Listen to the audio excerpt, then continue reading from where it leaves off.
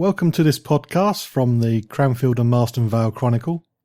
This podcast is featuring the Farm Safety Week, which is an initiative that runs between the 24th and 28th of July this year.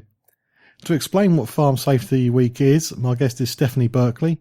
She's a farm safety campaigner and specialist. So I suppose we should start off with the basics and find out what exactly Farm Safety Week is. Farm Safety Week was an initiative that was started about 3 years ago, and it was getting all the partners and the key industry players in the agricultural industry to work together and share one message over 5 days and have a theme and just bring awareness and a reminder to farmers that the job they do is absolutely vital to the economy. However, unfortunately, the facts are there that it is the poorest safety record of any occupation.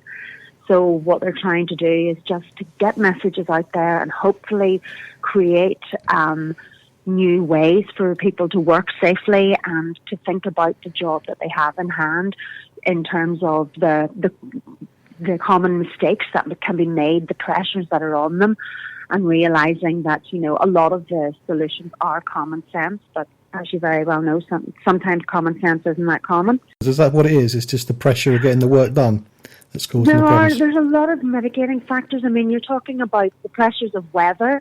Mm-hmm. They're working alone. Machinery is becoming more high-tech.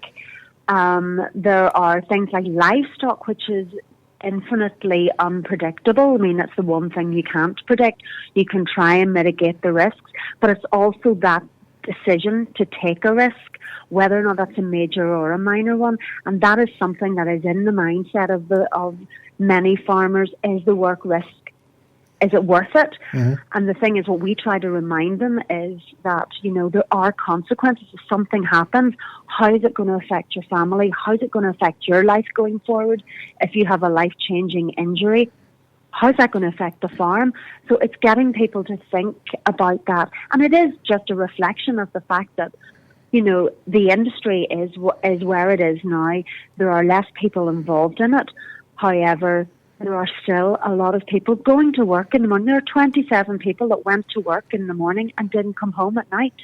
So, I mean, we're not talking about statistics. We're talking about people. We're talking about families, communities that have been affected by something that has happened as a result of somebody going to work. That shouldn't be the case in the modern world. I've just held my wife held it, I was just there, but for my ex-next door neighbour who turned 80 and he still works on a farm. And I see that nearly half of the people killed are over 65. Why are people working so late into life? In farming, it's a vocation. It's not a profession. You don't retire at 65. It's what you do. It's what you love. These people are very passionate people. We have the best farmers in the world. We have the best industry in the world. It's so much part and parcel of the economy as a whole. So we need to realise that these people need support. The older farmers, you know yourself, they're stubborn enough. They know they can do it. They feel the same as they did, 40 years beforehand. Possibly have been taking the same risks every day for 40 years. It hasn't affected them then, and it's hard, to teach an old dog new tricks.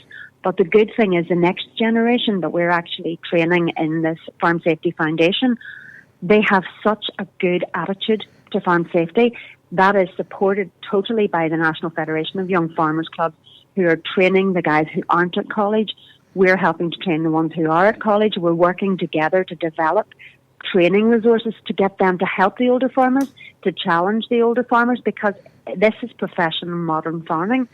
They need to go in there and to be able to challenge somebody for doing something, and have a really good reason for actually carrying out the job that's not safe. So don't go up that ladder if there's nobody at the bottom of it. If it's on unsafe ground, if it's not properly going by the regulations that there are there. Don't be using man buckets, all that kind of thing. It's all, as I said, it's all very common sense. The information's out there, so that's what Farm Safety Week is about, is getting the top tips for people that don't want to or don't even have to do huge risk assessments. It's making those dynamic risk assessments in their head before they take on a job, that there's maybe 5 things that they need to take. Is it safe? Could I get help doing this? Can it wait until somebody comes along to help me? Is the PTO guarded? Things like that. Does it need replaced? Has the engine been switched off? These are all the messages that everybody's sending out there, but we're bringing them together in the one place, sharing them with the one voice. And then for Farm Safety Week, we've got 5 countries doing the same thing. And these are 5 countries that all care about the farming community. So it's wonderful to have that cohesive and collaborative effort. There's no money behind it. Nobody's making any money out of this. We just all want to make sure our farmers come home safe. So that's England, Ireland, Northern Ireland, Scotland and Wales. Do the accidents, are they fairly distributed around the countries, or are there some areas which seem to have more accidents than others? Well, I think as according to the latest Health and Safety Authority Ireland figures, that they have sort of suggested that up to 30 people may die in farming. Proportionate to the amount of people employed in it, it's still very high. So I think there is a level there that it is one person too many. Let's be honest. In any of those countries, and if 4 people died in Wales this year, that's 4 people too many. The same with Scotland. So it doesn't matter how many or how few die. There's one death is one death too many. Mm-hmm. And I think it is absolutely important that the whole industry work together and all 5 countries work together on this. Because in the UK alone, you are 6 times more likely to die on a farm than you are on a building site. Now, people think that, building sites are really, really dangerous. But if you think it's 6 times more dangerous to be a farmer, that's ridiculous, and that's something that everybody should be aware of. Everybody should be working together to improve and basically make sure that there are no avoidable deaths happening. That is quite high, and it surprises me. I mean, I'm in a new village, new to me, and it's surrounded by building sites and not so many farms. You would expect there'd be more building site injuries than farming, so that's interesting to know. Yeah, well, the thing about construction is it is heavily regulated. You don't live on your work site. Mm-hmm. If you're working on a farm, you're living there as well, and that's unfortunately why. And today, when we have the final day, focuses on children on farms. Farms are the only workplace where children continue to die. I spoke to the father of a child that was killed at the start of the year in Scotland. I spoke to him at the Royal Highland Show, and it would break your heart to realise that this poor man has to live with the fact that this child died in its home, mm-hmm. but the home was also the workplace. And it could have been avoided. It was just the most tragic of accidents, and it resulted in this family losing their child, and I think times like that, the message comes home, and it shouldn't be it is more poignant when there's a child involved, but it's something that we do need to work at. In terms of construction, there's a foreman there. It's the law to look after the construction site. There's scaffolding. It has to be, completely protected. All that kind of stuff, but that's largely regulated, mm-hmm. and farming isn't. And the thing is, I don't know whether it ever can be, and probably shouldn't be, but then the industry has to take up the mantle and do it themselves and make sure that everything is being done as it would be if it was under legislation and it had to be done. The industry needs to work at that. I mean, a lot of farmers do bring their children to work, and believe me, a farmer is an absolutely magical place to be as a child, but it's not a playground. Mm-hmm. It is a workplace, and it should always be treated as such, treated with respect. They shouldn't be allowed near, calving livestock. I have a story today about, it was actually when we were doing training down at Eastern and Otley College, met up with a really lovely technician, and she explained that her daughter had been with her when they were lambing, during lambing season, which every child would think this is amazing, cuddly lambs. She brought her 3-year-old daughter with her, and her 3-year-old daughter was sort of copying with the small doctor's kit what she was doing, inoculating the lamb, and the ewe charged her and knocked her over. She was very, very lucky. There are other people who aren't so lucky in that side of things. So even she knew, as a person and as a professional involved in the industry, that it wasn't right to bring her child there.